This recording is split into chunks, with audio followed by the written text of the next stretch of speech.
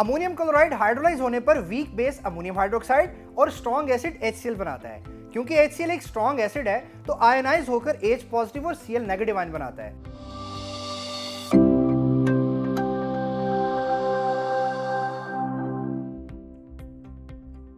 Acid और base मिलकर neutralisation process के जरिए साल्ट्स बनाते हैं। क्योंकि ये न्यूट्रलाइजेशन से बनते हैं तो आप सोच रहे होंगे ये भी न्यूट्रल ही होंगे, लेकिन क्या सभी साल्ट्स न्यूट्रल होते हैं? To understand this we first need to understand hydrolysis of salts.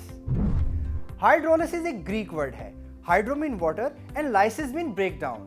जब आप किसी भी साल्ट को वाटर में ऐड करते हैं तो वाटर उन साल्ट्स को अपने आयंस में डिसोसिएट कर देता है। इस प्रोसेस को आप हाइड्रोलिसिस ऑफ साल्ट कहते हैं। साल्ट्स में दो तरह के आयन मौजूद होते हैं, पॉजिटिवली चार्ज केटाइन और नेगेटिवली चार्ज एनाइन।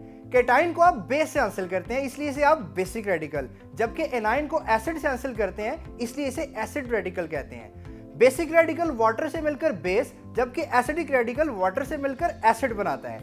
और इनकी रिलेटिव स्ट्रेंथ ही हमें बता सकती है कि हाइड्रोलिसिस पे साल्ट की नेचर एसिडिक होगी, बेसिक या न्यूट्रल। इन साल्ट्स की नेचर को बेटर वे में अंडरस्टैंड करने के लिए हम एक एक्टिविटी परफॉर्म करते हैं। ये मेरे पास डिफरेंट सॉल्ट्स के एक्वस सॉल्यूशन मौजूद हैं और इनकी नेचर को जानने के लिए हम यूनिवर्सल इंडिकेटर को भी इस्तेमाल कर सकते हैं। यूनिवर्सल इंडिकेटर बेसिक सॉल्यूशन में ब्लू और पर्पल टाइप कलर, जबकि एसिडिक सॉल्यूशन में येलो और ऑरेंज टाइप कलर को शो करता है। ये मेरे पास सोडियम कार्बोनेट का एक्वस सॉल्यूशन है। अगर मैं इसमें यूनिवर्सल इंडिकेटर की कुछ ड्रॉप्स ऐड करूं तो ये ब्लू कलर शो कर रहा है। इसका मतलब ये बेसिक इन नेचर है। सोडियम कार्बोनेट हाइड्रोलाइज होने पर वीक कार्बोनिक एसिड और स्ट्रॉन्ग सोडियम हाइड्रोक्साइड बनाता है। क्योंकि सोडियम हाइड्रोक्साइड एक स्ट्रॉन्ग बेस है तो ये आयनाइज होकर Na पॉजिटिव और OH नेगेटिव आयन बनाता है, यानी Na पॉजिटिव हाइड्रोलाइज नहीं होता, इसलिए बेसिक इन नेचर है और ब्लू कलर शो कर रहा है। अब देखते हैं अमोनियम क्लोराइड के इस एक्वस सॉल्यूशन को। अगर मैं अमोनियम क्लोराइड के एक्वस सॉल्यूशन में यूनिवर्सल इंडिकेटर के कुछ ड्रॉप्स ऐड करूं तो ये येलो कलर शो कर रहा है। इसका मतलब ये एसिडिक इन नेचर है।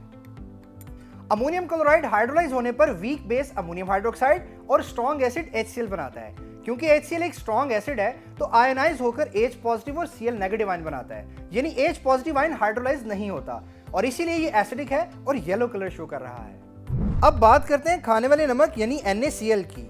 अगर NaCl के एक्वस सॉल्यूशन में यूनिवर्सल इंडिकेटर के कुछ ड्रॉप्स को ऐड करूं तो NaCl का सॉल्यूशन यूनिवर्सल इंडिकेटर के ग्रीन कलर को चेंज नहीं कर रहा। इसका मतलब ये न्यूट्रल इन नेचर है। NaCl हाइड्रोलाइज होने पर स्ट्रॉन्ग बेस सोडियम हाइड्रोक्साइड और स्ट्रॉन्ग एसिड HCl बनाता है। क्योंकि ये दोनों ही स्ट्रॉन्ग हैं इसलिए आयनाइज होने पर OH नेगेटिव आयन और H पॉजिटिव आयन की इक्वल कंसंट्रेशन को प्रोड्यूस करता है। यानी मैं ये कह सकता हूं कि ये साल्ट हाइड्रोलाइज नहीं होता और इसीलिए यूनिवर्सल इंडिकेटर पे कोई कलर चेंज शो नहीं करता, यानी ये न्यूट्रल इन नेचर है। जैसा कि आपने देखा, स्ट्रॉन्ग एसिड और स्ट्रॉन्ग बेस से बनने वाले सॉल्ट हाइड्रोलाइज नहीं होते, इसीलिए ये न्यूट्रल इन नेचर है। लेकिन अगर एसिड और बेस में से कोई भी एक चीज वीक होगी तो बनने वाला सॉल्ट हमेशा न्यूट्रल नहीं होता, वो एसिडिक या बेसिक भी हो सकता है।